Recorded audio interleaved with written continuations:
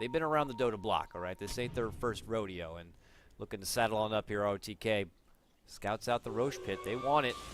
Oh, Zhao Wei, double rune, loving right here. Pops out the Invis and also brings in the illusion. They're actually going to put the Supermorphs down, have the Illusions tank up Roshan. Presence of the Dark Lord is level 2, so some decent armor reduction going. 4 armor reduction, so Roshan is sitting at 4 minus 1. I think that's 3. Thank you. 4 minus 1. I'm not good at math, as anyone who knows me well will tell you. Listen, it's tough sometimes. Oh, here comes Sumail, just with the orb, obviously not going to commit. Oh, the coil does catch on 4. Nice. But it just says, stay there, don't come any closer, please. Get away. Yeah, they'll back up. Tower is under attack.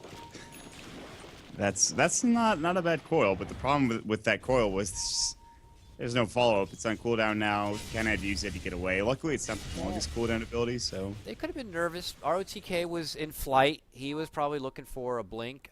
I mean, he doesn't have a force, so he doesn't have, like, the hugest gap closing, but maybe it's just better to play safe than sorry. I mean, it's not the longest cooldown for your coil. 50 more seconds, they'll be at the ready. I don't think Big God are looking to, like, immediately push at this point and take advantage of that window of time. So, it's a coil. At least it connected on a lot of people. So that's cool. We've decided. Well, I mean, yeah, that was a nice, impressive coil. They all kind of just sat there for it. I think if you're evil geniuses... They just kind of all sat there for it. That's what you do when you get coiled. You just sit there and accept it. All right.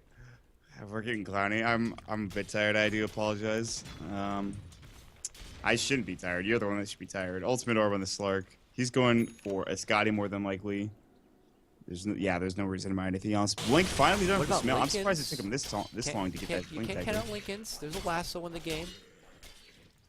You just have to hope Darkback's good enough, I think, against the lasso. All right, I'm just trying to give Lincoln a fair share, but more than likely. Screw that item, dude. Lincoln sucks. We never see Lincolns really. Even Medusa's in this game, and she's like, yeah.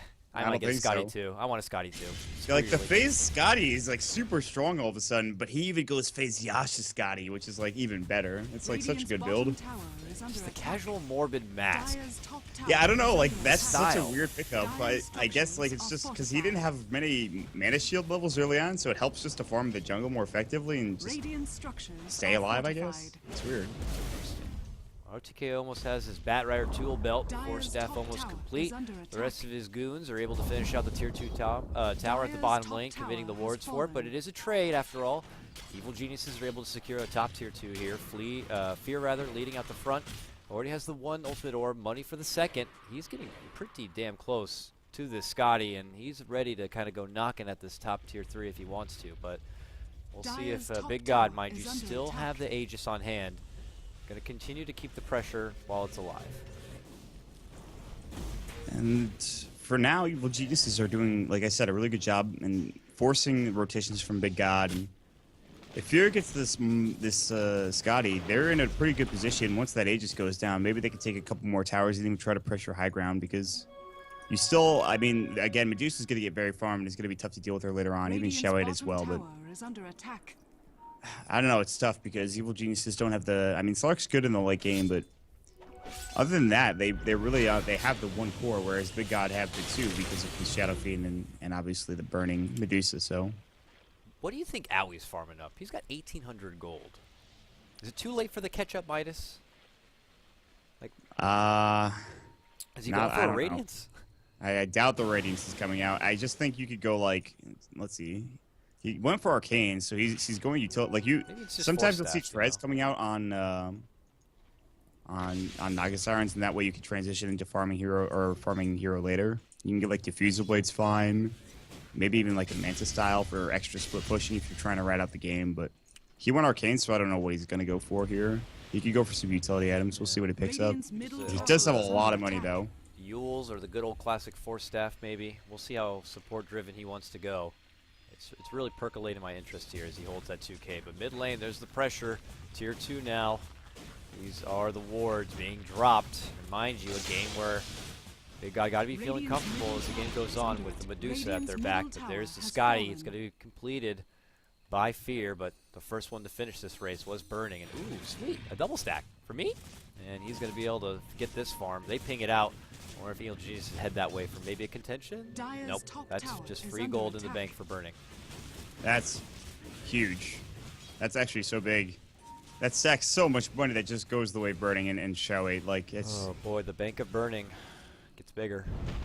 It always does, man. It always does. I would love to get a loan there. Absolutely. The interest rate, I'm sure, is just perfect.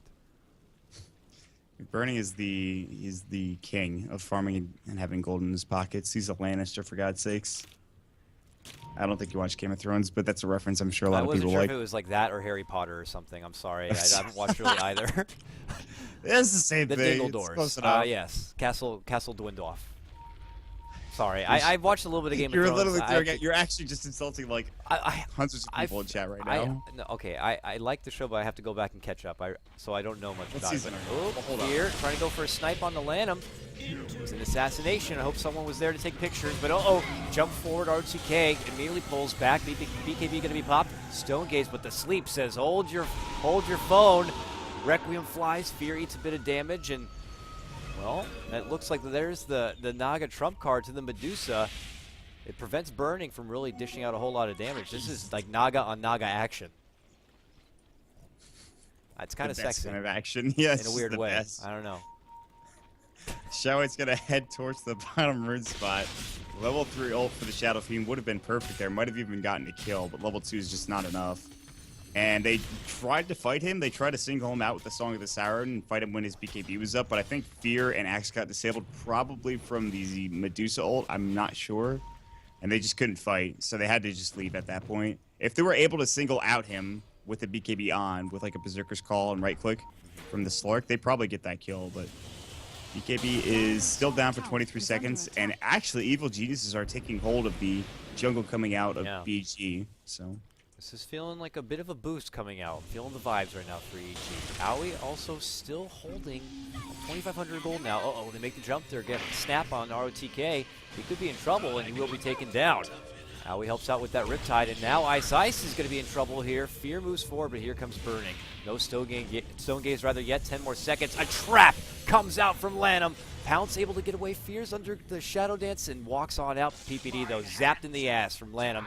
And still they move forward. Burning has the Stone Gaze. Obviously not effective here as they're not looking the right way, but he still considers a chase, and now they will pull back.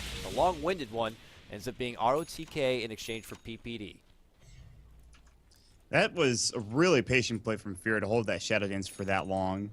And because the Ward Trap came out, and without that, he's dead. He takes one more set of auto attacks from those wards, and he goes down for sure. But they end up trading 1 for 1, and PPD goes down. PPD, by the way, as most support lines do, is literally not buying anything other than like a couple of support items here and there, and literally just saving for a Blink Dagger and try to get that as fast as possible. If AUI goes for Radiance, I'm probably going to have an aneurysm. And I'm not saying it's a bad thing, but it's just, it's so unusual, man. Yeah. He has 3,000 gold. We tried this. He's really safe for this. The support Naga for First Blood, that didn't work out. Time to go carry. All right. And just I mean, the thing is that it could actually work out. That's the scary thing, because they're against a Medusa. And, like, they're doing a really good job of pushing the waves out. They still have a couple of outer towers left to work with, but if he gets a Radiance, who knows? He might be able to farm up enough. I don't think he's going for it, but he's got 3K gold. What else are you getting at this point? I don't know what else he's saving up for now. It's the straight to rapier Naga support. I've seen this before. He's gonna buy like a butterfly. There's a living legend out there. I once read. With arcane boots and a rapier, the game was had. That reminds me of something. So you know Spitwater, right? Yes. He once gave me some wise words when I was really feeling down about Dota, like about a year and a half or 2 years ago. Okay. I was playing just pubs, and I was just getting stomped, and I was not feeling comfortable about where I was as a player. And he's just like, you know what, man? Sometimes you just gotta rush Rapier. And I took that literally. I played a game as a Luna, and I literally, this is what I bought. You ready? I went Brown Boots Rapier. I got Rapier at 30 minutes, and I got jumped on by an axe within 5 minutes after getting the Rapier, and I died. And here's the crazy thing. My team did not flame me once.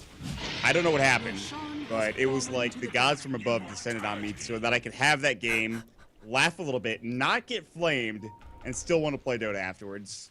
Sometimes we'll all need one of those games to whet our appetite with. So Man, if Aoi, I mean, more than likely at this point, he's getting the Radiance. But if he throws on a Rapier after you say a story like that and then pulls out the win, this is just a chopped up highlight in the making. So we'll as much see. as I want to see the Rapier come out from AUI in 2000, that is a 0.01% chance of happening, I believe. Yeah, so he'll get the Radiance, and let's say he could be one of the best at stalling out this game. And then when you go into ultra late mode, now you have Evil Geniuses, a late game Slark, and a late game Naga to go against Burning's Medusa. This is a battle of the Titans, something straight out of Godzilla, for God's sakes, of Dota. So The crazy thing is that because there's a Slark on Evil Genius' side, and BG can't really, like, the best thing to do would be able to push down like the lane and just try to find like a couple of pickoffs or to try to push down and get these towers. But Fear could be literally anywhere on the map. They have no idea. They have to start really emphasizing Sentry Wards because he has that Shadow Blade, and they really need to be wary of what he's accomplishing. And they have to take back their jungle. And they've started pushing in and trying to push them out of their own jungle, but as of right now, that's going to be Relic gold. AUI 2000 has a Relic in 40 gold.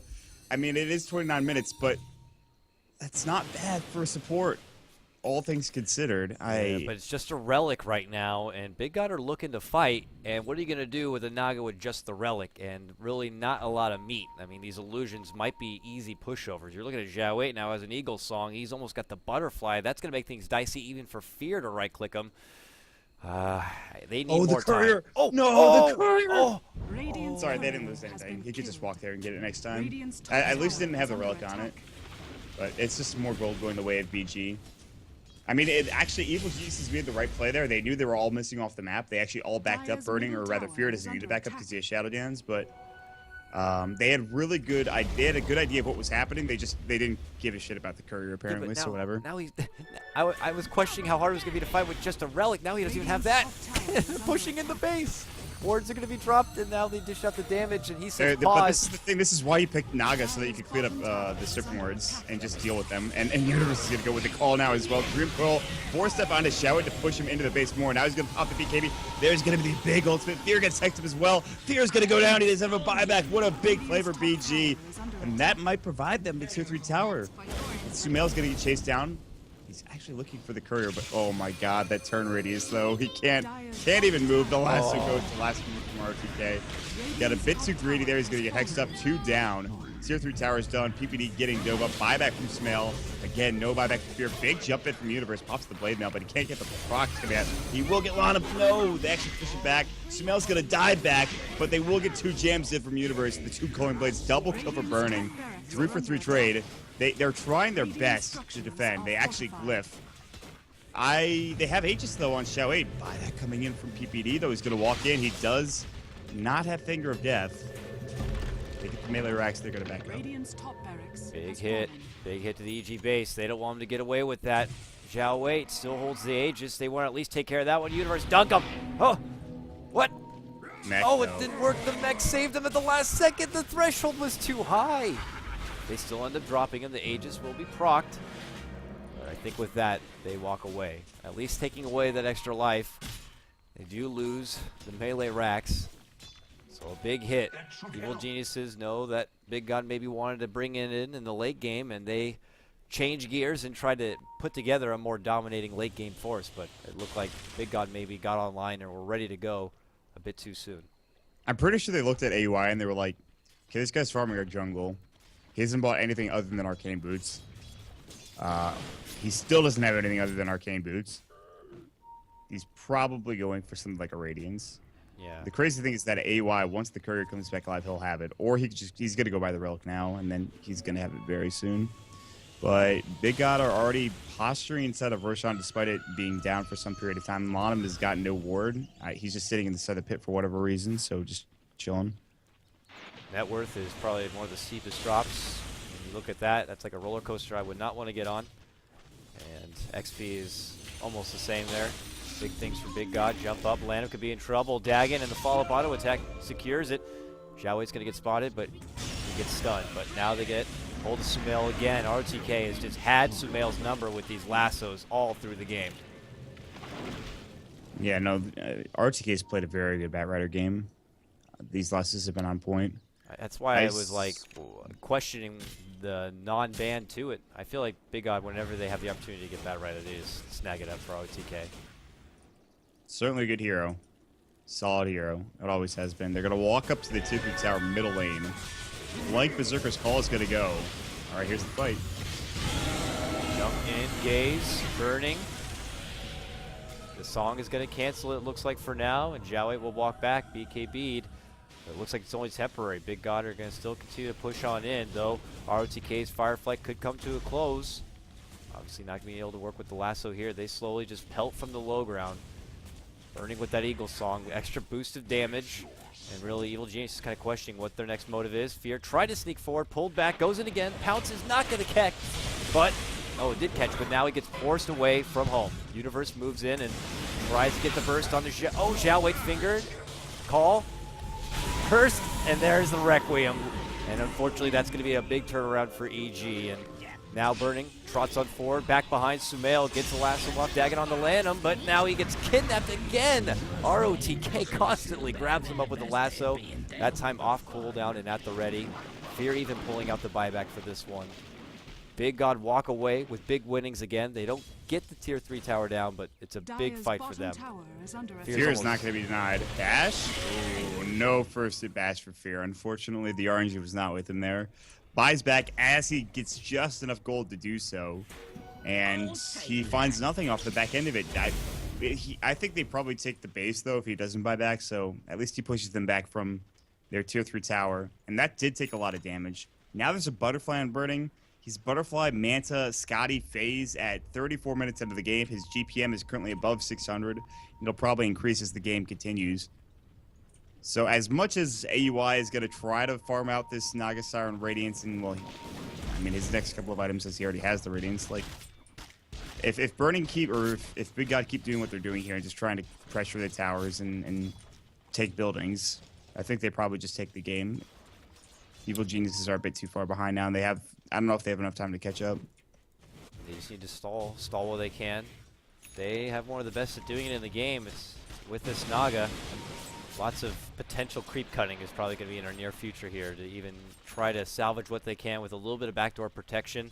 If it means getting that extra bit of time for Aoi on his Naga to get 1-2 more items, and then that point we might be able to break even in some of these engagements and slowly take it back. But Burning Medusa after all, and well, we already saw him earlier today / tonight be able to bring a game back against Vici Gaming.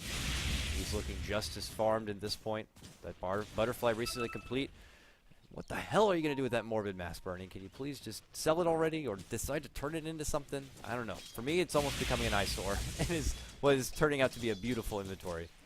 Yeah, he's sold it, I think, the past couple of games. He's kept it one game that was kind of short. I don't think he turns it. You can turn it into Satanic if you feel like it, but I'm not sure.